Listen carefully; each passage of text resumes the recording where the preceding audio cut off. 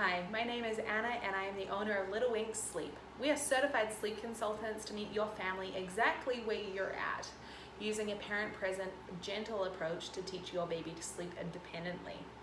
Today, I am talking to all of the people who love to host families with little ones over holidays, the summer, whatever it may be. The summer's coming up, and so I know there are plenty of family trips coming up, and you're wondering, what are the key things about hosting a family with small children that can make it the best experience for everyone possible?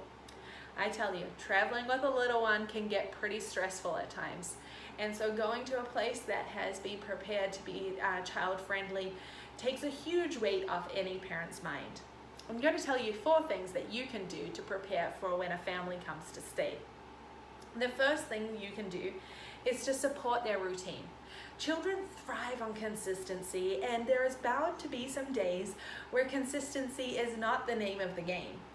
Maybe you're going to the zoo, maybe you're going to the beach, and so there's going to be some long days. However, if we can work holiday activities a little bit around that routine and create some consistency, baby, toddler, child is going to thrive even more. When a child is overtired or overstimulated, they actually really struggle to self-regulate themselves. That's even true of a newborn. And so they can become either like completely hyperactive or manic, and that self-regulation goes right out the window. So maintaining a routine is very helpful. So instead of planning a lovely dinner at the local teppanyaki bar at 7 p.m., book it for 5 p.m. so that you know that the child's going to be back at home in bed at a reasonable hour. And then buy some appies and some wine so you can all hang out at home, play some cards. Facilitate success for that family when it comes to the routine. The second thing is to ask ahead of time. There is nothing worse for a mom to plan a trip and pack every last thing, the bibs, the stroller, everything, the swaddles, the high chair. I tell you, I've just been camping a lot, and there is a lot of stuff. I always forget to pack for myself because there's so much baby stuff going into the car. If I then arrive somewhere and plans are changed, it becomes really stressful because I've probably bought the things to set up my child for success in the situation you're telling me I'm coming into. So ask ahead of time rather than assuming. Ask ahead of time if they need a pack and play. Do they need a high chair? What are things that you can borrow to make sure that your house is safe for that baby or that toddler? Take those things off that traveling mom's mind. It makes a huge difference. The third thing is, don't offer unwelcome advice. Sometimes we think that things are not going super well while a family comes to visit because, well, this child is crazy.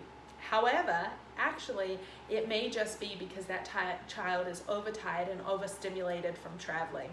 They're in a whole new environment, and when babies and toddlers are put into a new environment, a developmental leap often occurs. So that means that they'll learn something new, they'll master a new skill. So embrace that. If mom or dad then comes to you and asks advice, then you're welcome to give it, but make sure instead of telling them what they need to do and what they need to change, you're actually asking them helpful questions. How can I support you right now? Do you need more space? Can I offer you a room to feed in? You want to just make sure that you're not saying, oh, you should be doing this. How come you're not doing that? Otherwise, it just creates more stress on the parents. And it's actually, even if the child goes to sleep on time, then they're going to be so stressed that spending quality time with you is really hard. That brings on the third point. Give them space. A new family can't run at a pace of a family that has teenagers. And so giving them permission to opt out of 1 or 2 things because their kids need more space or because they need downtime or nap time is absolutely fantastic. We want to be able to support them. The other thing is to give them physical space. It may be a little bit of a sacrifice for you, but if you can give them their own room, own couple of rooms, it makes a huge difference so that they're not feeling like they're spreading all of their baby stuff all over your house, but also if their child is getting overstimulated from the interaction, they have a place to withdraw that child to be able to hold them tight. It is a really important philosophy when we come to teaching kids any skill, but also attachment, that we spend quality time with them frequently throughout the day, undistracted. And so parents often need to make time for this, and when you're traveling, especially when you have so many arrangements on the go, it's really hard. So if you're hosting a family, make sure you support their routine. Ask them ahead of time what they need and before you plan anything. And then also don't offer unwelcome advice. And the last thing is to give them space. That will make for an incredibly successful trip, and you'll all be able to enjoy each other's company, and you'll be able to see the best side of their kids too.